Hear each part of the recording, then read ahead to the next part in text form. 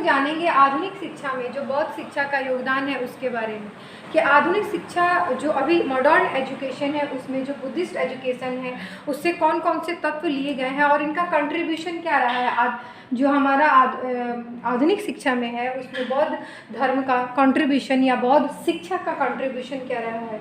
तो सबसे पहले हम देखते हैं शिक्षा पर केंद्रीय नियंत्रण की बात करते हैं। इसके पहले वैदिक एजुकेशन था, उस पर शिक्षा पर केंद्रीय नियंत्रण नहीं था, उस पर शिक्षा पे किसका नियंत्रण था, केवल गुरु का नियंत्रण था। लेकिन हम जब बुद्धिस्ट एजुकेशन में जाते हैं तो बुद्धिस्ट एजुकेशन में बौद्ध और मठ जो होते हैं बन गए थे। मठ और विहार की स्थापना हो गई थी जहाँ पर एजुकेशन प्रोवाइड किया जाता था और संघ के द्वारा उसका नियंत्रण होता था। और संघ जो होते हैं राज्य में जो राजा होते थे वो पूरी तरीके से संघों को जो होते हैं पैसे प्रोवाइड करते थे, आर्थिक सहायता प्रदान करते थे। तो आर्थिक शिक्षा पर केंद्रीय नियंत्रण की बात हम देखते हैं कि आधुनिक शिक्षा में भी शिक्षा पर पूरी तरीके से केंद्र का नियंत्रण स्थापित है। दूसरा, शिक्षा का विभिन्न स्तरों में विभाजन, जैसे प्राइमरी एजुकेशन है, मिडिल स्कूल है, मिडिल है, हाई है, इस तरह से जो एक से एक विभाजन किया गया है, ग्रेजुएशन है, इंटर है, इस तरह का जो डिवीज़न था वो हमारे बौद्धिस्ट एजुकेशन से ही लिया गया है। अभी हमारे मॉडर्न एजुकेशन में, जैसे कि हम जानते हैं कि मॉडर्न एजुकेशन में भी शिक्षा का विभिन्न स्तरों में विभाजन है। शिक्षा के उद्देश्यों का स्वरूप समय के अनुकूल। अभी हम क्या करते हैं, समय के अनुकूल जो होते हैं शिक्षा के उद्देश्यों में परिवर्तन होते रहता है।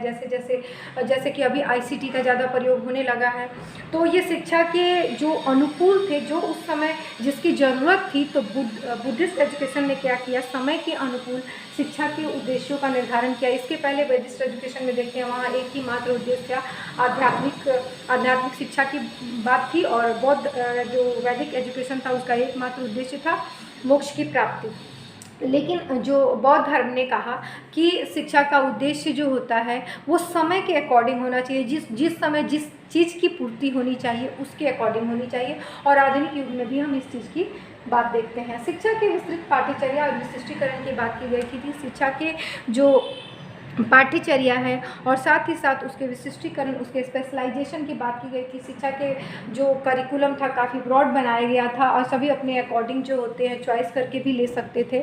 तो ये चीज़ हम देखते हैं कि आज के भी एजुकेशन में है। मॉडर्न एजुकेशन में कक्षा शिक्षण एवं स्वाध्याय का प्रारंभ, कक्षा शिक्षण की शुरुआत, जैसे गुरुकुल शिक्षण में कक्षा शिक्षण नहीं था, वहाँ सारे गुरुकुल बच्चे जाते थे और पढ़ाई करते थे, तो कक्षा शिक्षण वहाँ नहीं था। एक ही टीचर थे, गुरु होते थे, सबको प्रोवाइड करते थे। लेकिन बौद्ध शिक्षा में कक्षा शिक्षण था, एक टीचर आया फिर वो टीचर पढ़ा के चला जाता था तो दूसरे टीचर आते थे। तो यहाँ कक्षा शिक्षण का प्रारंभ हुआ और साथ ही साथ स्वाध्याय, सेल्फ स्टडी का भी प्रारंभ किया गया था। और ये हम अभी भी मॉडर्न एजुकेशन में इसको लिए हुए हैं। गुरु शिष्य काफ़ी अच्छे थे, तो इसको भी हम आधुनिक शिक्षा में उनका कंट्रीब्यूशन मान सकते हैं। विद्यालय शिक्षा प्रारंभ, वो तो आप जानते हैं, मैंने इसके पहले जो बताया है। जन शिक्षा की शुरुआत की गई थी, सभी को शिक्षा का अधिकार दिया गया था। और हम जानते हैं कि अभी भी हमारा मॉडर्न एजुकेशन है, डेमोक्रेटिक है, जनतांत्रिक शिक्षा की बात करता है। उसके बाद स्त्री पुरुष की समान शिक्षा हम वैदिक शिक्षा में देखते हैं कि वहाँ स्त्रियों को शिक्षा का अधिकार नहीं था और था थी तो घर में प्राप्त करती थी। लेकिन जब बुद्धिस्ट में आया तो धीरे धीरे, पहले तो संघ में जो स्त्रियों का प्रवेश नहीं था, लेकिन बाद में संघ में स्त्रियों का प्रवेश होने लगा था और स्त्रियों को भी शिक्षा का अधिकार मिल गया था और वो भी शिक्षा ग्रहण करती थी। बहुत सारी विदुषी महिलाएँ हैं, जैसे संघमित्रा का आपने नाम सुना होगा। तो इस समय जो स्त्री पुरुष की समान शिक्षा की शुरुआत हो गई थी और आज भी हम यही काम करते हैं। मॉडर्न एजुकेशन में इनका कंट्रीब्यूशन है, हमने इनसे लिया है।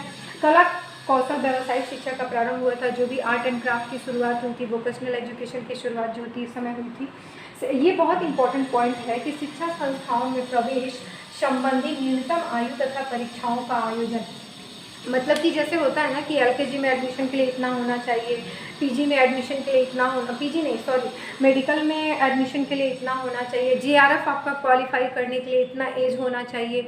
तो जो हमारे एज फिक्स किया गया है कि एडमिशन प्रोसेस के लिए या फिर किसी भी कंपटीशन के लिए अगर एज फिक्स किया गया है तो वो हमारे बुद्धिस्ट एजुकेशन से चली आ रही है। बुद्धिस्ट एजुकेशन में जब बच्चे जाते थे एडमिशन के लिए तो उनका एज पूछा जाता था, साथ ही साथ क्राइटेरिया भी रखा जाता था। कुछ बच्चों को जो उस काबिल नहीं होते थे उनका एग्ज़ाम लिया जाता था और एग्ज़ाम लेकर ही उनको प्रवेश दिया जाता था। जैसे कि एक बहुत बड़ा उदाहरण है कि जैसे बुद्धिस्ट एजुकेशन की बात करते हैं तो नालंदा विश्वविद्यालय में वहाँ के जो प्रहरी होते थे, जो गेट कीपर होते थे, तो जो बच्चे आते थे एजुकेशन ग्रहण करने, शिक्षा ग्रहण करने, तो वो प्रहरी इतने टैलेंटेड होते थे और इतने विद्वान होते थे कि वो बाहर से ही गेट पर कुछ क्वेश्चंस करते थे। अगर बच्चे उसका अच्छे से जवाब देते थे तब उसकी एंट्री क्लास में होती थी।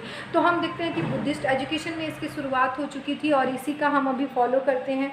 जैसे कि हमारे यहाँ बहुत सारे एडमिशन प्रोसेस में हम एज फिक्स किए हुए हैं और साथ ही साथ हम एग्ज़ाम इंट्रेंस टेस्ट लेते हैं और इंट्रेंस टेस्ट के बेस पे हम उनका एडमिशन करते हैं। तो ये हमारा बुद्धिस्ट एजुकेशन का बहुत बड़ा कंट्रीब्यूशन है हमारी एजुकेशन सिस्टम के लिए। देन देखते हैं सभी वर्गों तथा जाति हेतु समान शिक्षा व्यवस्था प्रारंभ की गई थी।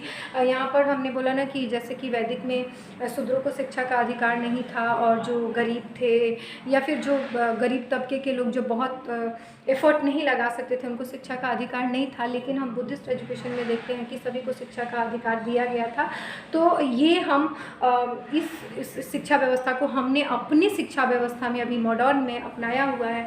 तो ये बुद्धिस्ट एजुकेशन एक बहुत ब्रॉड एजुकेशन था और उसके बहुत सारे पॉइंट को हमने अभी अपनी आधुनिक भारतीय शिक्षा में हमने उस चीज़ को अपनाया हुआ है। तो आज हमने पढ़ा कि आधुनिक शिक्षा में बौद्ध शिक्षा का क्या योगदान है, जो मॉडर्न एजुकेशन में उसमें बुद्धिस्ट एजुकेशन का क्या कंट्रीब्यूशन है। चूँकि बुद्धिस्ट एजुकेशन हमारे लिए बहुत ही इम्पॉर्टेंट है और हम उस चीज़ को नकार नहीं सकते हैं कि उनसे बहुत से तत्वों का समावेश हमने अभी आज के एजुकेशन सिस्टम में किया हुआ है। तो आप सभी इसको देख लेंगे। Thank you so much.